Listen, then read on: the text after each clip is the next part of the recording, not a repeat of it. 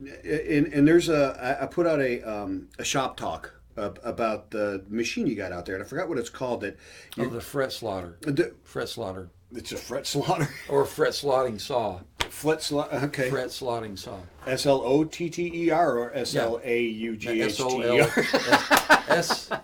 SLOTTER. I gotcha. Yeah. I gotcha. Because I saw this, there was a tweet from, I'm guessing it's Battleaxe Custom Guitars. Okay. In the UK, BTLX Custom Guitars. I'm guessing BTLX is Battleaxe. That's Seems what I reasonable would to say. me. That sounds right to me, right? And he showed his shop here, and I'll get these pictures up here as well because he said I could. And it's quite interesting. You can see how his setup is here. You see how his setup is Oh, there? yeah. Mm-hmm. What he's got going on there? And I asked him, it's very cool. I just did a shop talk about this short one on custom machine built using the Stumac scale. Right, right. So look for shop talk. It's called Stumac and the Hamers, which I thought I was pretty proud of myself for coming up with that. How'd you spell Mac? MAC. Okay. Yeah. I looked it up before I did it. Okay. Just making sure. I did. It's one of the rare times that I actually looked it up first.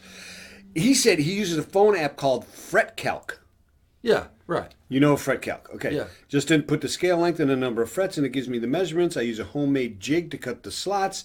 Made it from a 20-pound manual miter saw. I see that. Just Nice had to work. put in a sliding. I mean, it's beautiful getup that he's got here, and I'm going to put that up there. And I've got some video and stuff like that of your deal. The advantage he has there is Yeah, I he wanted can- you to kind of compare the two of what you're doing, or how you do it, and how he's Okay. doing it here. Well, my machine is production oriented. It can probably, if you could feed it, okay, if you could feed it enough blanks, Yeah. then a person could make somewhere north of 300 boards per day very easily.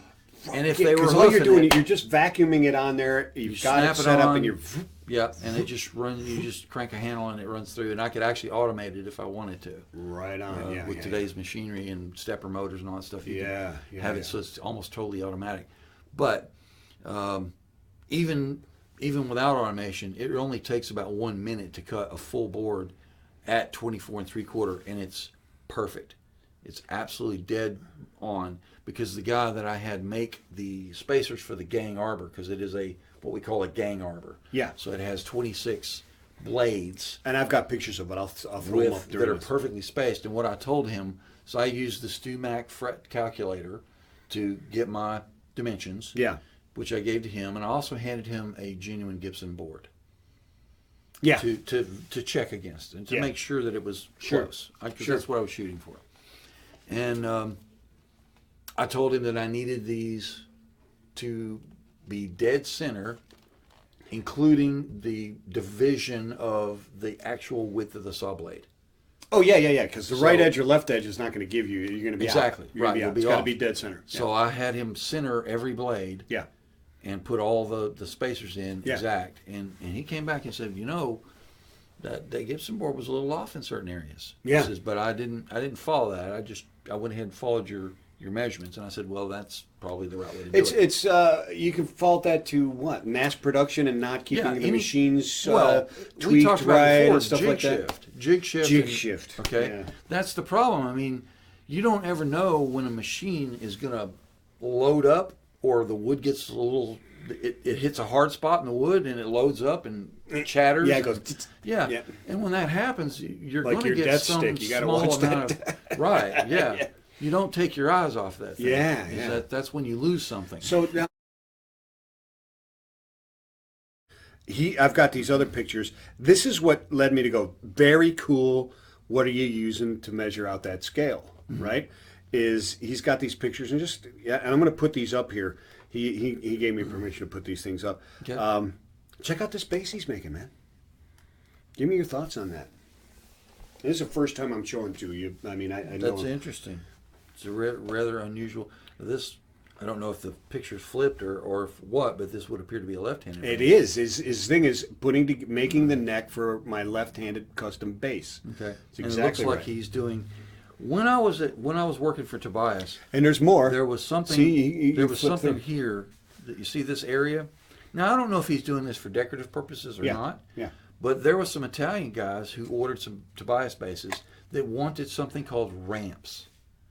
I thought it was kind of an unusual idea, What's but a ramp? Michael showed me. He said, no, what they want to do is bridge right across at the height of the pickups. They want us to make some pieces of wood that match the neck that are the same height of the pickup. And I'm like, well, what's that for? And they said, they call them ramps, but they actually use the side of the ramp to put their finger on.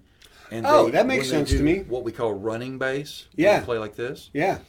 They don't want too much space below the string, because their fingers fall too far down in. And you start buzzing. Right. Boom, It's boom, boom. the kind of Yeah. reverse idea Yeah. of people lowering down the center pickup of a Strat. They actually Gotcha. want that wooden piece there to keep their fingers out. Unusual idea. But that's one of the things about custom guitars that really is fun.